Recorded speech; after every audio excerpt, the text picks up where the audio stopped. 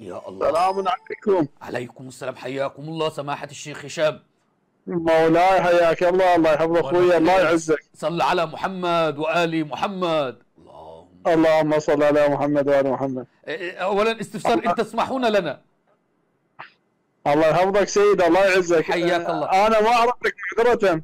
ولا يهمك سماحة السيد. سماحة الشيخ هشام، من أول من نادى بإمامة أمير المؤمنين علي بن أبي طالب سلام الله عليه وقال أنه إمام معصوم؟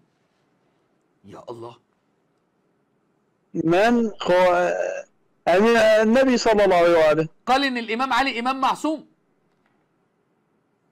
لا مو بهذا النص. طب لا القرآن قال ولا النبي قال. امال مين اللي قال ان الامام علي امام معصوم سماحة الشيخ هشام؟ افضلكم علي. جميل. اقضاكم علي.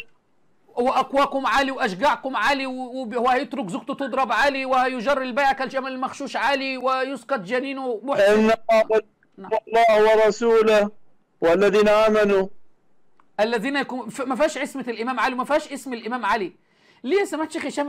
بس بالله لا تغلق الخط علي يا شيخ هشام، لعل الله ارسلني اليك الان. ليه عقيدة الامامة هشة ضعيفة جدا عند اخواننا في الانسانية الامامية؟ لا مو هشة، لا مو هشة، معذرة. هذا نقاش، يعني انت هذا نقاش انت لا ما تريد به الحقيقة. لا اريد الحقيقة، بالله ما تقفل الخط. اريد الحقيقة. معذرة. ده اول ما حط الرجل للهروب. اريد الحقيقة. انت اثبت لي الان هذه الامامة. ما يوصلنا الى حقيقة. ليش يا شيخ هشام؟ ما يوصلنا الى حقيقة. انا سعيد ان انا بتكلم معاك. اثبت لي الامامة من القرآن او السنة. مع الاسف هذا ما يثبت حقيقة. انا اتصل غير وقت بك ان شاء الله. طيب انا مشغول. طيب شيخ هشام، انت الان في بث مباشر على قناة رامي عيسى يسمعك المئات سنة وشيعة. هل تستطيع ان تثبت لهم هذه الامامة ام تنسحب الان؟ تفضل. لا انسحب الان ما استطيع. افا عليك يا شيخ هشام. هذا يثبت ضعف معتقد الامامية الاثني عشرية. اثبت لهم هذه الامامة اللي كفرت الامة عليها. اثبت هذه الامامة يا شيخ هشام اللي كفرت الامة عليها. ارجو المعذرة. طيب شيخ هشام، ادعوك لمذهب اهل السنة والجماعة، فحاول تعيد التفكير بارك الله فيني. ماشي يا شيخ هشام. سكر. ارجو المعذرة، انسحب الان. ومش مستحي، عادي عنده، عادي. ارجو المعذرة هشام التميمي.